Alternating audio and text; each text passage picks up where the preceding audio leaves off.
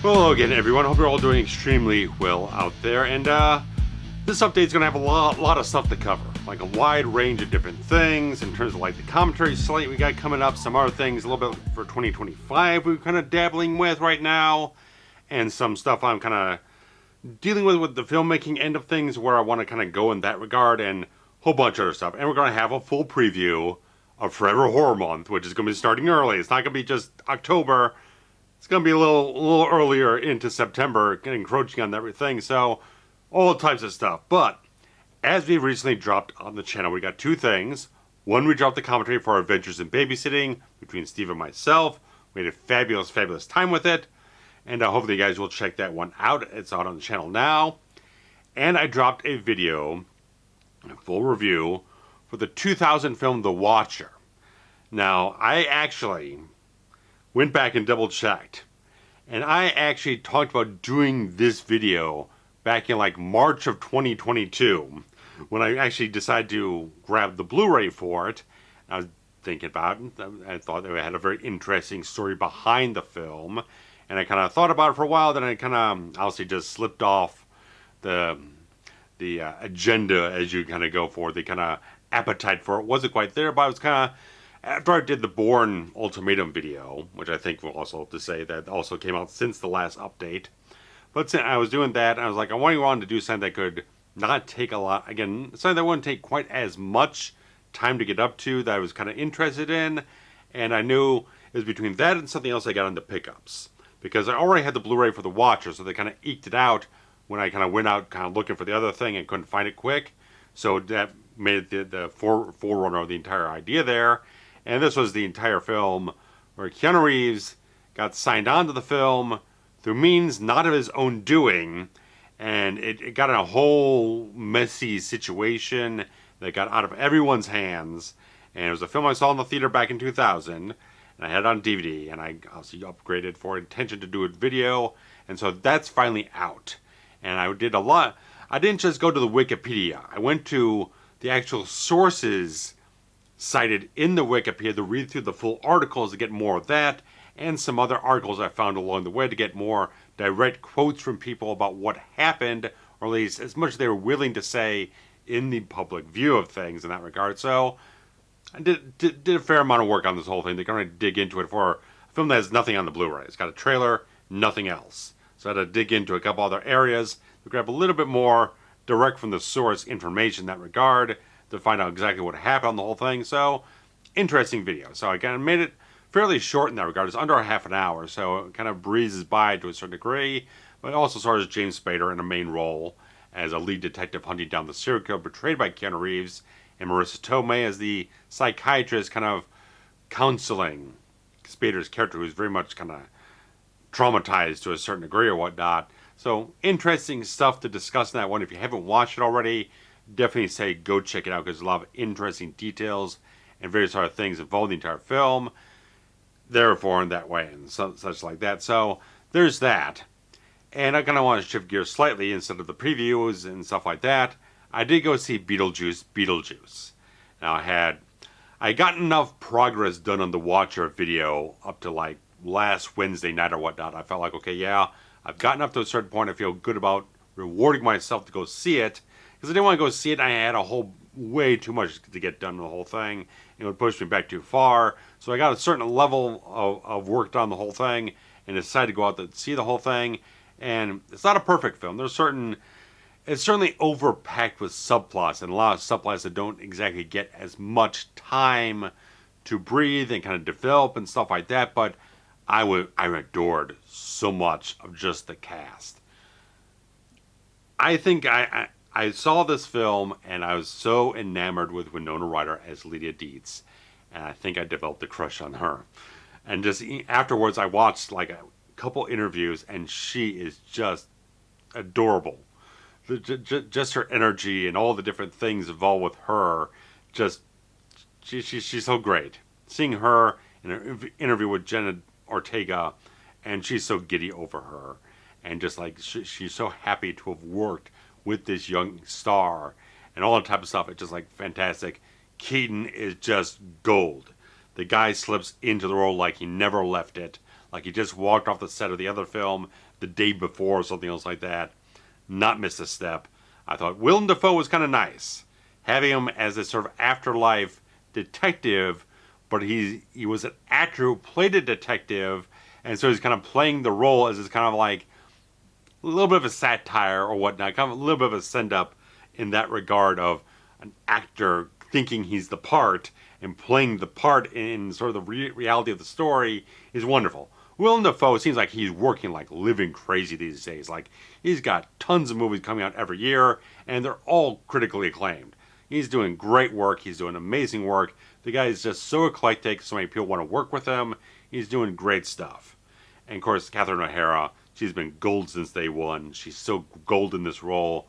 I like so much that whole thing. There's some people in the new cast. Justin Theroux, I like him as an actor or whatnot, and also a screenwriter. Didn't quite as much kind of connect with his character or whatnot. I kind of felt what they were going for. Just didn't quite do as much for me personally, but I just thought Jenna Ortega was fabulous. Just so damn good what she's doing here. And just like, there's just Tim Burton stuff, classic Tim Burton stuff, all over the whole thing. You feel he's really playing so very well with it, having a rich time with it. I thought it was a really just fun movie. And it's really showing through a lot of the box office, various other things. People were really hungry for it. We want to go out to see all these characters and the actors and all that type of stuff. I really kind of recommend it. Like I said, it's not great. A little overpacked with stuff. Some things are a little scattered here and there. Some of the payoffs not quite as satisfying as they could be. But I love the characters. I loved what they did with the characters. I loved them going back to the same sort of places they shot before. And bring back like one or two like real minor characters that you almost forgot. Because I had watched the original film in I don't know how long. I bought it on 4K a couple of years ago from when there was a sale at Best Buy, and I never watched it. I went to the theater, saw the sequel, then I came home and watched the original afterwards. And I was more impressed by the original having such a simple story, and the sequel being a little bit more complex. It's got more stuff into it and stuff like that. So it's kind of a juxtaposition in that regard. But I still felt it was a good film, and I had a good time with it. And so I kind of want to watch Bram Stoker's Dragula to have another Winona Ryder kind of fix in that regard. Probably, maybe. But anything like that, I thought it was a pretty good piece of work. I thought it was very pleasing in that regard. So, anything like that. So I do recommend it. So go check it out if you have it. And post your comments below about what you felt about it yourselves and stuff like that. But getting up to...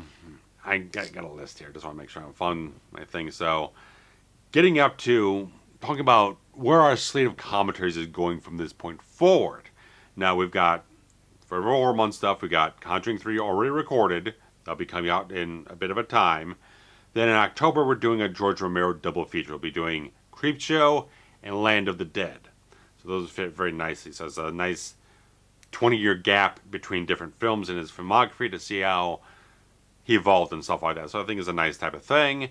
But beyond that, I've mentioned before that we'll be doing a commentary for The Batman. And as the Penguin series kind of wraps up about, I think it's maybe about a third of the way into November, we'll kind of teeter-totter about where exactly we'll land everything. But we're also going to be doing that month an anniversary, I think it's 25th anniversary commentary for Sleepy Hollow. Talk about Tim Burton stuff. So we'll be doing that roughly about Thanksgiving time or something else like that. So we'll figure out where these things kind of land in that regard to kind of like, because I am planning to get Max and kind of watch the Penguin series week after week. And so hopefully, just so we can kind of integrate that kind of talk and what there are maybe some plans that kind of develop through the entire series there to see where the sequel will probably go. So we can have a little bit of discussion on that, and I can interject that as we go along the whole thing, closer to the end of the film probably, but anything like that. I felt like it's kind of a nice way to kind of pinpoint it in that regard. So we have discussion about the series and the film and where the projections are for where the sequel will go. And so then we'll do Sleepy Hollow up in that month too. So we'll just see where everything lands in that regard. So maybe we'll do swap around, maybe do Sleepy Hollow, release that early, and then do Batman later on or something else like that. I don't know. Whatever the case is, I don't know. We'll figure it out and stuff like that. But the December commentaries are definitely Christmas themed, but they're definitely alternative Christmas movies, not the traditional stuff. So we are going to be doing The Long Kiss Goodnight from Rennie Harlan. We've been planning this for about a year, so we're definitely doing that. And we decided to actually do the film P2, a horror film that came out, produced by Alexandra Aja, who directed the Hills Have Eyes remake. And so we kind of felt like, yeah, I think we mentioned it in one commentary or something else like that a couple years ago. And there's no Blu-ray release yet. I've been kind of holding off maybe getting the DVD just to see if maybe there's a surprise Blu-ray drop from someone somewhere. But probably around late October and November, I'll probably grab up the DVD if no other announcements made, anything like that. So we're definitely going to be going forward with that. After that, we are going to eventually get to January, where we got the 200th commentary that I'll be doing, as I mentioned, since I did a couple ones with Trent, that kind of pushes Steve's stuff back about 6 months after mine. So I mentioned before I got kind of a list. It's either going to be something really, really good, or it's going to be something really, really stupid. I got something like colossally stupid was the funnest thing possible that we might do. Because Steve, I don't think he's seen this one. Haven't discussed it with him at all. I got to wait and see what I feel wanted to go for and stuff like that as we move forward in a couple months here.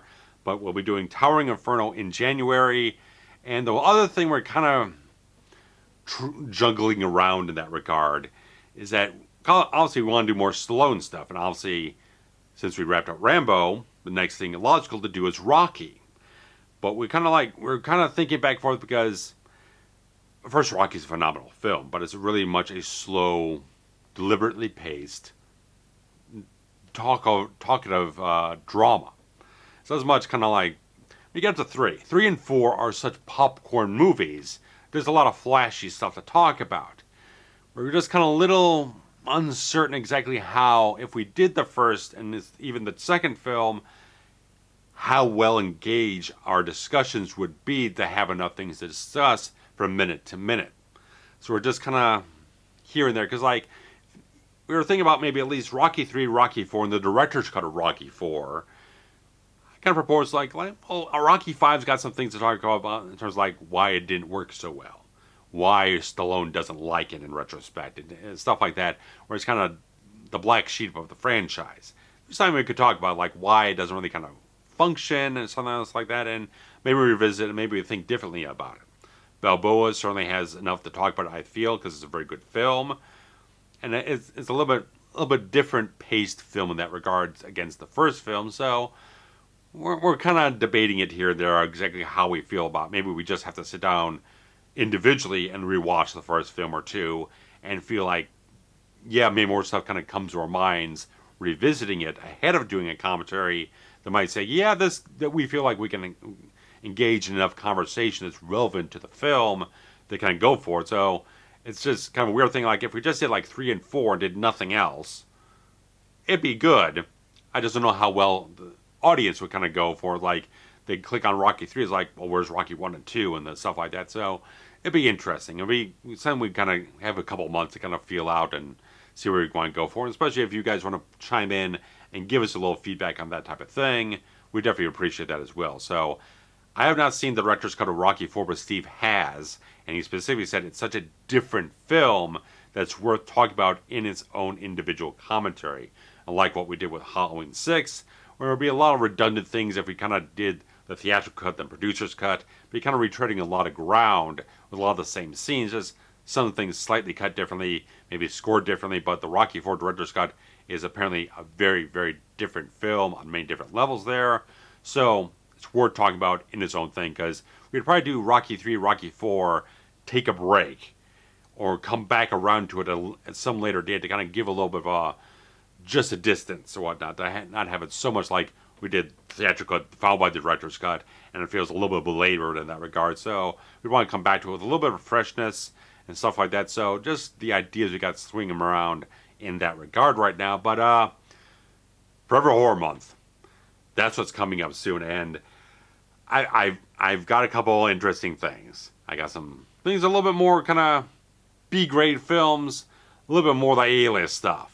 I got a nice dichotomy here. So the first thing that's coming up is that I had this in my head to eventually get around to kind of revisiting, because I haven't watched it since like the VHS days, even though I listened to some podcasts I've enjoyed, discuss the thing. I've watched some other people kind of discuss it in different formats, stuff like that, but I felt like this was a good idea to explore, and it happens to be Pumpkinhead.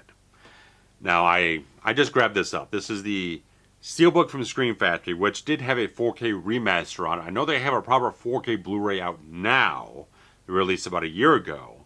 I was kind of looking at the prices and kind of wanting to kind of keep some of the costs a little bit down. Don't want to get extravagant in certain things. I feel like, well, it's not an exceptional film, so I don't really need to pay a real premium price for it. I did find a better price on eBay for like a brand new copy of it than I would on like Amazon or something else like that. But then I kind of like figured there's some even better prices for the Steelbook version, which has a slightly different 4K remaster or whatnot, but it has all the same bonus features. It's still a better picture quality than what I saw up on Tubi, probably a better transfer in that regard. So I figured this was a good idea to go for in that regard. So I'll be covering this, directed by Stan Winston, starring Lance Henriksen. So there's some very good things in the whole thing. I just had in my head to kind of like, yeah, this seems like an interesting one, because I could talk about the effects in the whole thing very much. Kind of interesting lore inside the story of the film, and some of the things that don't quite work as well. So it's kind of a little bit of a mixed bag, but some really exceptional things to really kind of discuss overall in the whole thing. So there's a lot of long documentaries and featurettes in the whole thing. So gotta take some time to kind of enjoy that and get into the whole thing and research it properly. So that's definitely the first one that's going to be on the slate for me to cover as a review in the whole thing. But the other thing is the fact that I hadn't watched The Silence of the Lambs in 20 years. Something else like that, like a start to finish type of thing. And so I borrowed my sister's DVD of it, which I bought for her about 20 years ago, because she's such a big fan of the whole thing. And I had been such a big Manhunter fan, just like hardcore Manhunter fan. Anyone knows me, I love Manhunter. I made a short film inspired by Manhunter called Dead of Night. So it's all in my system and whatnot. I'm all Manhunter all the day long. And of course, I've seen all the Hannibal series. I have it on Blu-ray. But I never really kind of gave Silence of the Lambs another shot. I kind of saw it way back when, and maybe my taste, I don't know if it was just the taste I had, or maybe just like it wasn't quite as attuned to what the filmmaking really was on such an analytical level, that never really, back then, it didn't really do anything for me. So I kind of coasted away from it, lashed on to Manhunter after I saw it later on, and all that type of stuff, and loved Hannibal, all that type of stuff. And so, borrowing her copy, because it was in my head to kind of like, last couple of months, I was like, I gotta get back around to eventually watching this film again. I want to do that. And so I borrowed her copy. I didn't watch the whole film, but I watched enough of it to say, yeah, there's a lot of good stuff in this film. I'm really impressed by a lot of things. I was totally wrong about Hopkins and the entire portrayal here. Because sometimes when you're just watching like some retrospective type of thing and they got like a 5-second clip, you don't get as much context for it. You don't really get to see the gears working of what the performance is really doing. You're just getting little bite-sized type of things. Really seeing it in context, it was really wowing the crap out of me. So, again, going back to eBay, trying to save a few bucks. And because there are 4K editions out now from other distributors, Kino Lorber and Arrow, the Criterion version goes for a lot less than a new one. So I did order a copy of the Criterion Blu-ray for The Silence of the Lambs. That's shipped out as of tonight. They just created a label for it, so probably about a week it'll get here. So a little bit later on or whatnot, but definitely expect it. I definitely went with the Criterion version because one, they have an exclusive commentary that they didn't license out to anyone else. It's been on their Laserdisc, the DVD, the Blu-ray, but because they're not yet jumping on the 4K end of things, doing like 4K HDR releases and whatnot, when they got the license for Silence Again, that ended up going to Kino Lorber. But apparently with the new 4K from Arrow, they corrected some of the color grading from the first reel of the film, which was incorrect There's a little bit more of this weird kind of greenish hue or whatnot. The colors were a little off on the 4K from Kino Lorber. So even though I saw the 4K over at Half Price Books for about $20, I still passed it up, knowing I would prefer to get the Criterion version. So I got that for about $18, which is a goddamn steal for a Criterion Blu-ray. Even if it was used, I saw the pictures. It's very, very light any sort of like wear or tear. Very, very much happy with it. I'm not that fussy about things. I just wanted to make sure it was a good quality copy from a good quality seller, and I get it for a good quality price. So I'm happy with that. So I'll be shipping out very shortly. I'll have it in about a week or so, and so that will be coming eventually. There's a lot of things I have to delve into on that whole film, but I'm very much impressed by what I saw of it when I sampled it, because I had to come home because the seller had given me an offer, a discounted offer, and it was expiring that night. And I had to come home from work and just slap the damn DVD in and watch enough of the film to make sure I wanted to grab the whole thing. So it was like ticking away minutes and minutes, and I had like 50 minutes to watch whatever I could.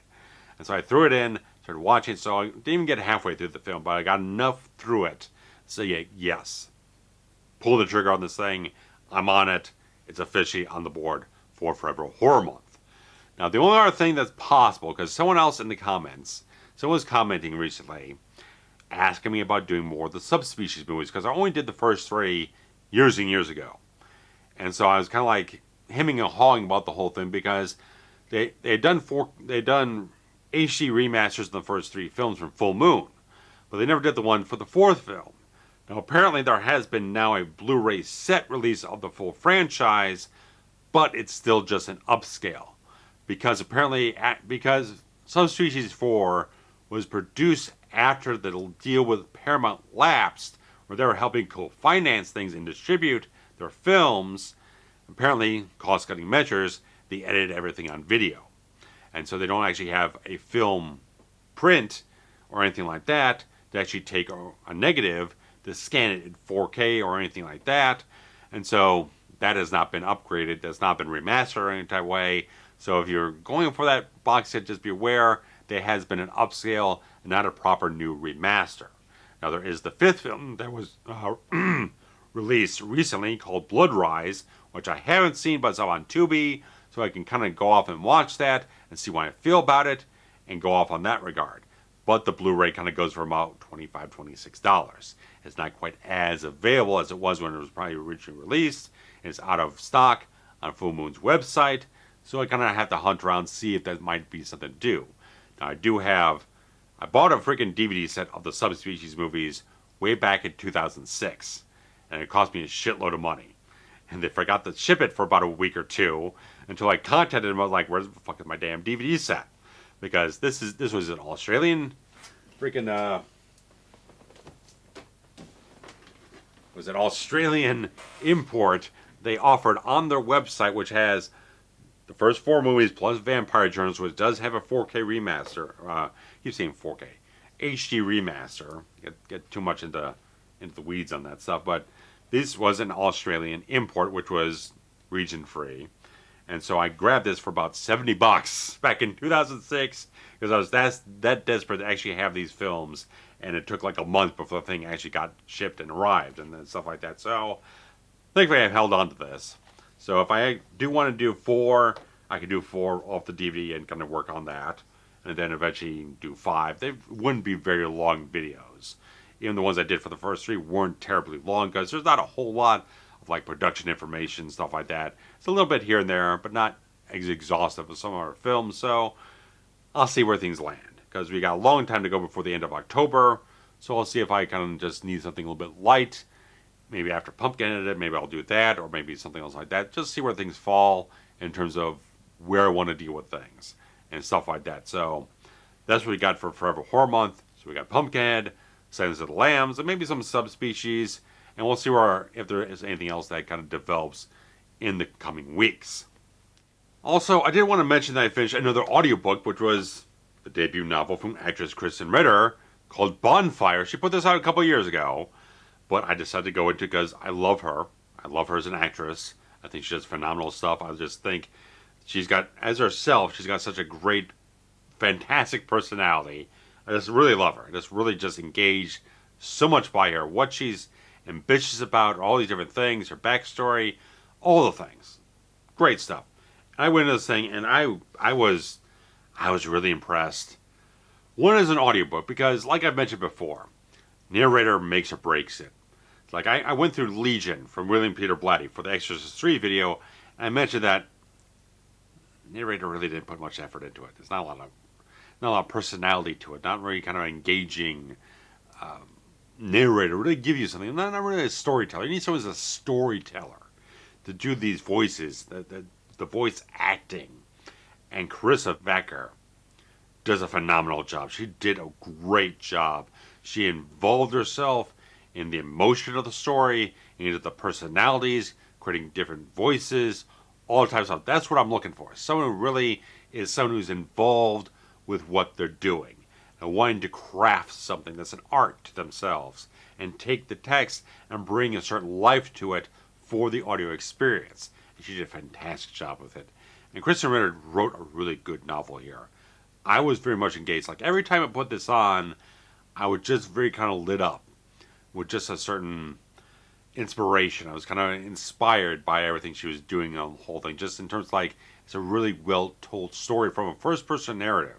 Now the entire story here is basically follows Abby Williams, who was from this small town in Indiana, moved to Chicago, and became a big lawyer, and she works for an environmental agency that's looking into this big corporation in her hometown that might have been doing some very illegal type of things in terms of poison water and stuff like that and payoffs here and there. Really kind of looking at corruption stuff. And she has to go back to the hometown she grew up in and face a lot of the haunted stuff she has from her past. Deal with all the stuff that she kind of ran away from but never dealt with. And I like how the story comes together with really well-woven characters. Like everything's really put together. You can tell that Krysten probably took a lot of things from the small town she grew up in Pennsylvania and kind of drew on some things that she felt were kind of real, or just kind of took those vibes of a very small town, a very tight-knit community, and kind of wove all the kind of ideas together of someone who was in high school and how that environment was for something like that or whatnot. So all these different things, like for kind of an outsider kid, they kind of ran away from the whole place, they can't come back and deal with all this type of stuff, and confronting all the people that never really went away, and kind of deal with all these different things. I thought it was really interesting. It was a really nice mystery narrative that kind of weaves itself together with, again, rich characters, rich relationships over the place. And it's like I really liked how it was, again, a first-person narrative that you got to feel the emotion of her perspective, how she felt about all the different things and trying to anguish over a lot of things, the entire thing. I thought it was really well done. I was very much impressed overall for it. All the story turns, the quality of the story, all that type of stuff. She really just nailed a really good book. I thought it was really good. I was really just engaged with it so much. And it took me about a month to get through it. So it was roughly over 8 hours, I think it was. So I mean about 8-9 hours. So I kind of mostly kind of listened to it. I was driving around and stuff like that. But after I finished the video for the Watcher, I had the day off.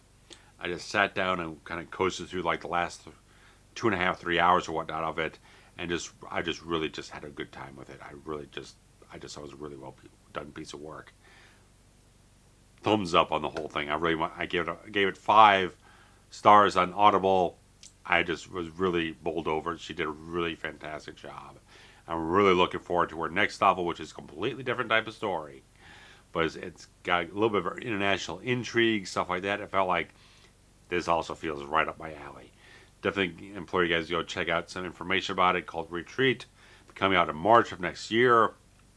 Be another audiobook. And so I very much look forward to the whole thing. So definitely recommend it. But moving on from that, I think we're up to media pickup time. So we got not a whole lot here. We already did the Pumpkinhead thing. Got that recently. But we'll talk about the Labor Day sale that was over at Half Price Books. It didn't grab much. I really didn't go a lot of places. I did something earlier because, okay, we'll start out with the chronological, because when I was battling between The Watcher and something else I didn't have on Blu-ray but I had on DVD, I did a quick run to a couple different places to see if they might have had a copy of it, to see if I could go with that instead. They didn't, but so I had to grab it on eBay, but that ended up being The Machinist with Christian Bale. Now, this is on a way higher echelon of a film than The Watcher, but I was kind of like thinking about two very interesting films I hadn't watched in a long time and stuff like that, but like, I do want to get around to it because it's a very fascinating film, just beyond what Christian Bale did to himself to get into the role. But I just remember it being such a great film.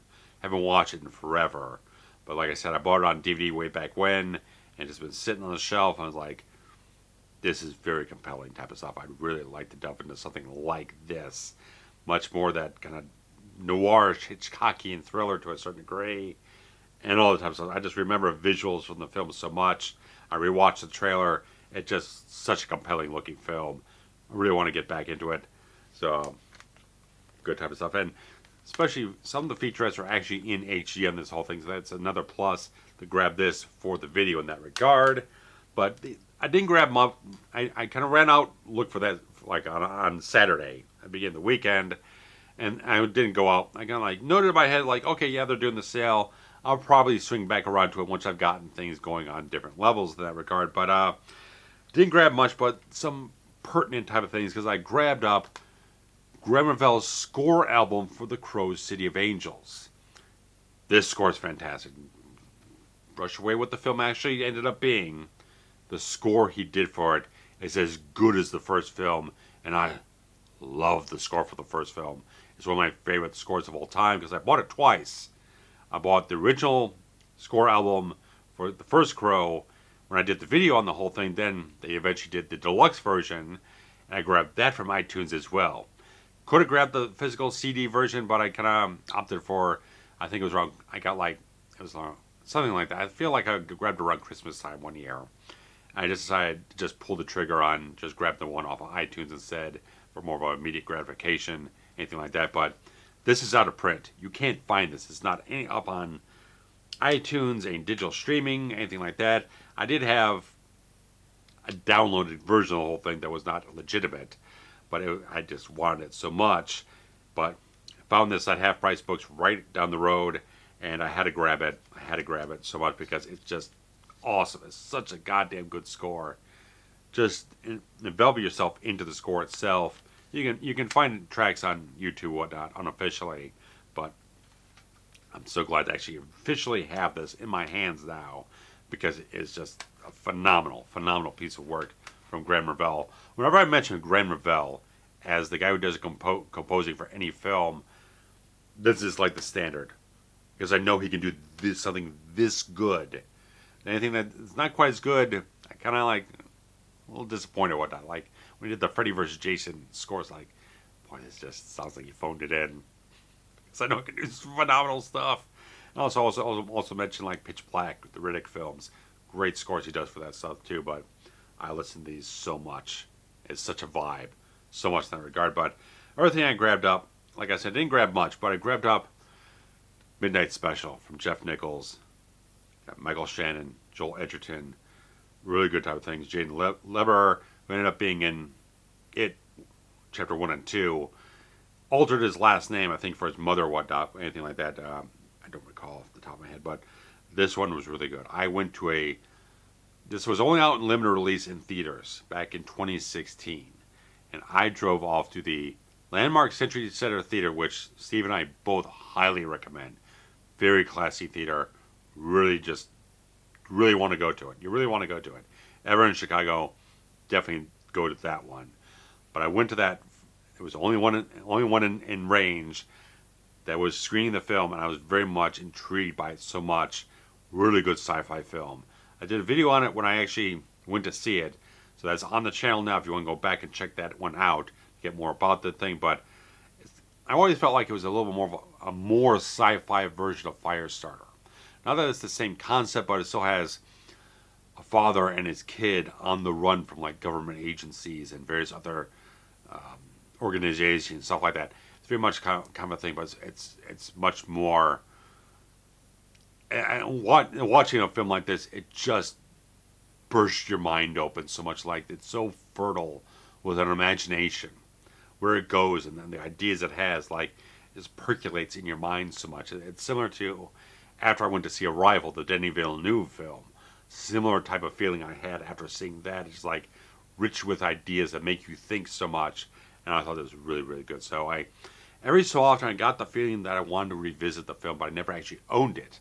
So when I saw it, it was actually still sealed. So when I saw this over there and knew there was 20% off, I figured, yeah, I'll go for it. I'll grab it. Stuff like that. Fortunately, the digital code expired about 5 years ago. So I tried it. It didn't work or whatnot. So, I don't know. Sometimes if you contact these companies and these studios, sometimes they'll reissue it. Sometimes they won't. I can't remember. I think I tried doing it with... I got Pacific Rim on 4K. I think I tried to get that. It was either that or Blade Runner. Either way, I think of both Warner Brothers, so I might be out of luck anyway. So I tried and they did not reissue a new one. Paramount did when I got Collateral on 4K and realized either I never redeemed the code or I never got the code or something else like that. A couple of months after the fact, I did contact them and they did eventually issue me a new code for me to redeem it for them. So Paramount's pretty good on it. Some other ones are kind of good on it, but I think Warner Bros. Is a little bit of a stickler in that regard. If the thing has expired, they will not reissue it for you. So, still worth checking out. You can always go to the websites. They usually have a form or something else like that to kind of like saying, hey, there's a problem with my redemption code. It's not really working. Worth checking out in that regard. Because way back when, like, when I got like the Watchmen, like big box set used, I did contact Warner Bros. And they did give it to me. So that was just several years ago. So who knows? Worth asking anyway. So can't hurt.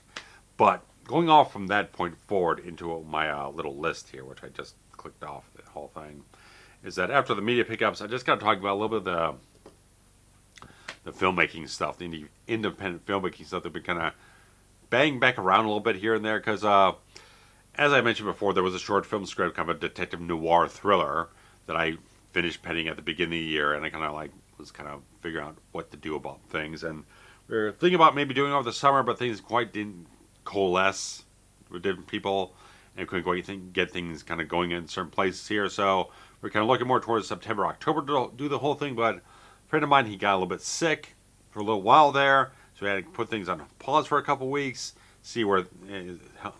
I believe he's completely back on the upswing of things. But it's been kind of like, well, I was kind of waiting for that to kind of pass, and I kind of got involved with different things I was doing here on the channel, and I kind of veered myself in different directions. And so what I'm kind of saying right now is like I'm not entirely sure. There are various factors in my head right now. One, I have a job I have to keep going for, and kind of work around that. Even though I have some paid time off I can work with if I find exact dates that I need to move off of. I'm not just going to take random days off just to sit around and kind of put A to B to C together and just like random things, whatever the case is, just like pre-production time. I use that for actually shooting things. The problem is all the pre-production work, because there's basically nothing. There's ideas and pieces put together, but we don't have anything lined up yet.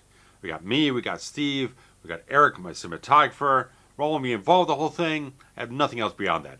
I have some things, locations scouted, nothing concrete. Nothing's been discussed. Nothing's really been settled on for anything. We don't have any other crew yet. And I don't really want to go for courting actors or going through an audition process until I have a lot of these other things lined up. Like, can we get these locations? Can we settle on things? Is there certain permits we have to deal with? Like some of the places I'm looking as possible locations, those little towns or cities, they do have filming permits. So do we kind of work with that? Do we try to court something else in the entire thing where it's more of a private sort of property or whatnot we're going to shoot on without dealing with that? All these different things. So there's all these different little logistical things that do take time. And the thing is, I don't want to try going forward on this whole thing and it kind of extends out longer than need be. If it extends out too far, then we kind of run into a whole thing where at a certain point I know Eric's not going to be available. Because being a music teacher at an elementary school, he does have a holiday concert that I help him out with every year. Every year I do a lot of the videography for the whole thing. I know maybe about 2 months beforehand, he's get jammed up. He's like wholly focused, completely absorbed the whole thing. So I think by end of October, if we didn't get the thing done by end of October, I just couldn't really guarantee that we could get it done. And so I'm just kind of weaving things around here because it's just lost a couple of weeks here between various other things and just kind of wondering right now exactly where to land. Because the thing is, I want to make sure we're doing it right. Because there's so many times in the past where I've done things as a guerrilla filmmaker, trying to just run a gun it, hopefully we get it done, and we can duck things out and just kind of do things without permission, and just here and there and everywhere. They got into a lot of trouble. A lot of things we kind of try to do, as like something on a sidewalk which ended up not working, or we kind of got drove out of certain places. So certain things just didn't quite line up because I didn't do the diligence at first. And that's the problem. I want to make sure everything is in line. Certain things are secured. We have people scheduled. We have certain people in certain roles in the crew and anything like that. I want to make sure everything is in line to make sure we do this thing right. Because I don't want to go forward with it and we just kind of shoot it off and do things here and there and shoot from the hip and all the time. I don't want to do that anymore. I don't want to do that anymore. It's too much of a waste of time if we're just going to try to guess our way through it. There's no need to do that. We should be able to do it right. And that's what I want to make sure we get done. Because there's certain things you could do if you didn't have to shoot outside and various other things. If I had the entire thing shoot inside, we'd be fine, but there's certain sequences, there's certain scenes that have to be shot outside for the context of the story. And so we have to make sure we can get those locations and we can actually do things right. If we're going to shoot night sequences, we have to make sure we have enough light.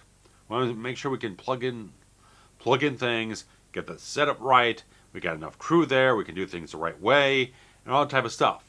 If we're just kind of running gunning it, then we're not really be able to set up lights and stuff like that outside in some random place. It's a lot harder to do that because we've been there before and sometimes the quality suffers and stuff like that. So we just want to make sure that I'm also not overtaxing Eric. I don't want him to have to do 10 things on set. He should have the benefit of having an actual crew. So all these things have to fall in line to make sure things happen. So I want to make sure we have certain things secured. We have a certain crew put together.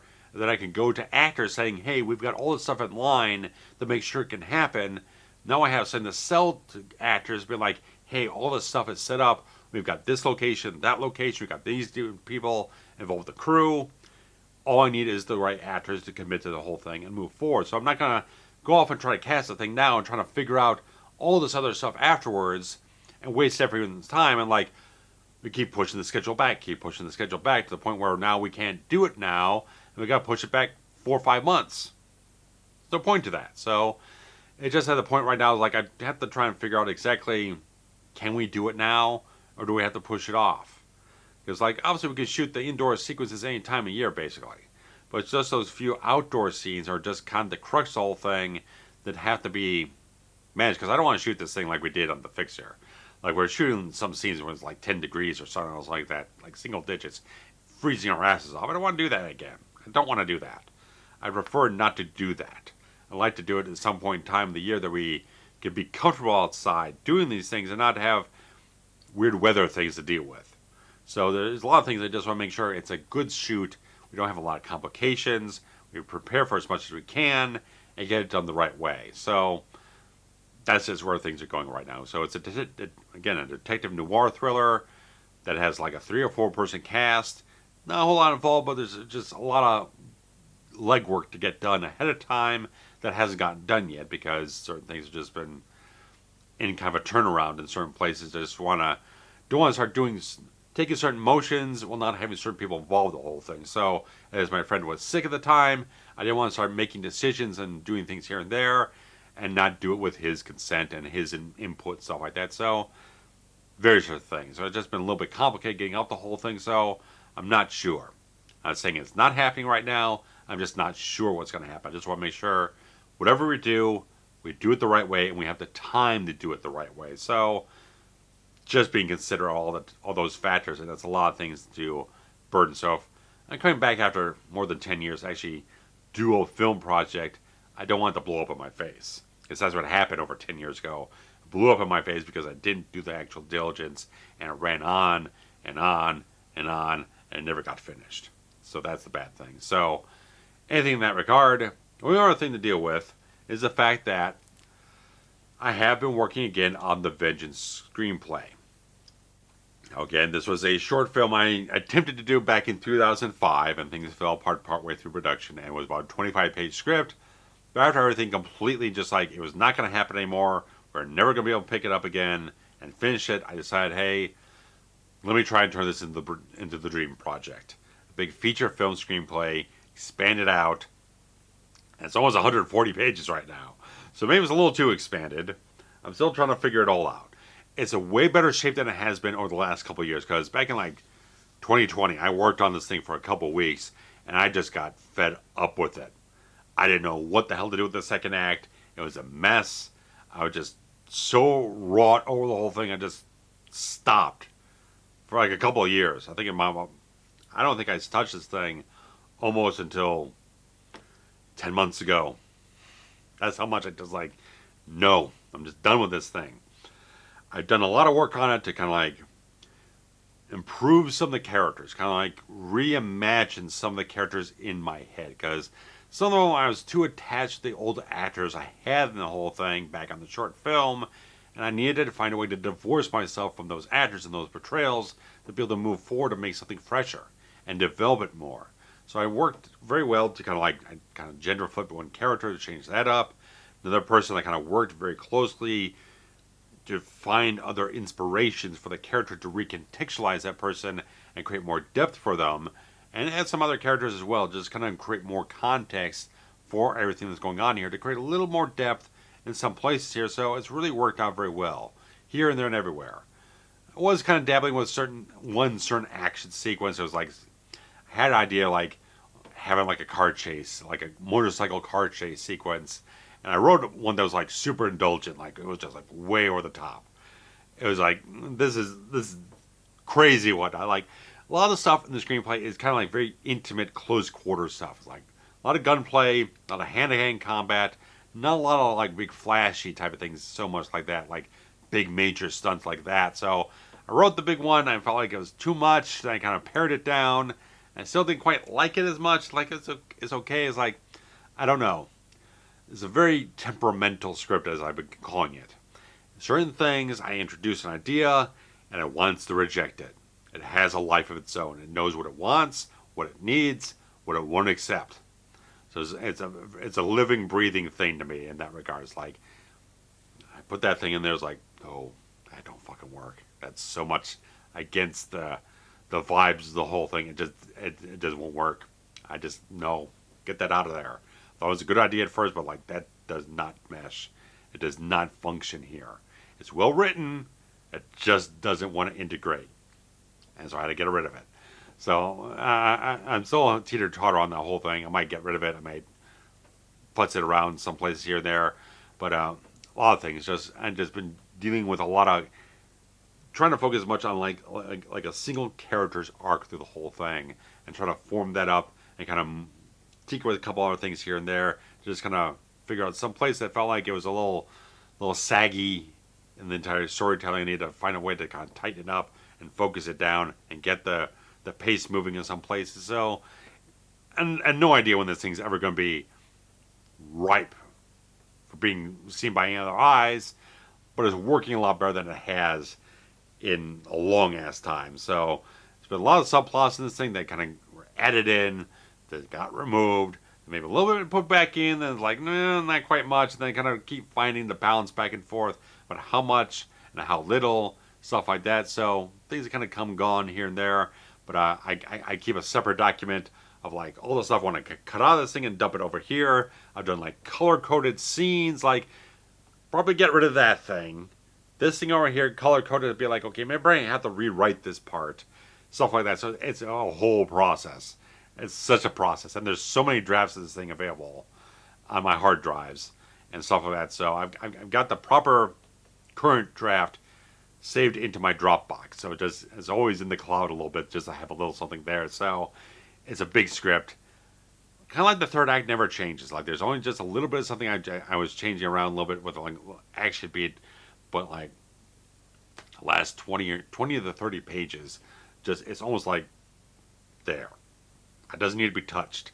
It's just rock solid. It's all the character work and the action beats, trying to find the right rhythms and the right balance of everything like that, trying to find where all that fits, and just realizing there's like some points like between the betrayed syndicate hitman of Vance Derricks and his good friend, the kind of almost Zen martial artist of Jack Campbell.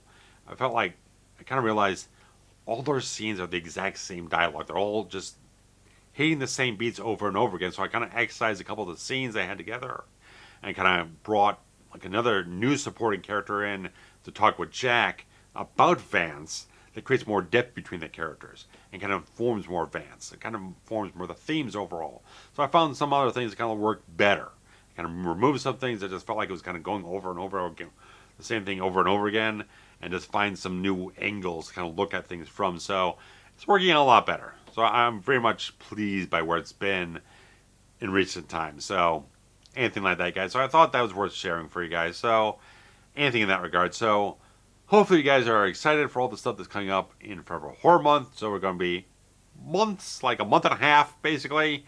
So it's going to be fun stuff. So hopefully you guys will enjoy all of it and engage with it. And of course, like I said, anything you have to say about Beetlejuice, or something else like that with the intended commentary slate we have projected forward, please let me know about what you feel about it. Some of the reactions and feedback very much is helpful for us to kind of feel out what people are kind of interested in and where we kind of drive things forward and here and there, what's the best ideas to go forward and stuff like that. So please give us some feedback in that regard. So you see, definitely appreciate it, guys. So thanks so much. Take care.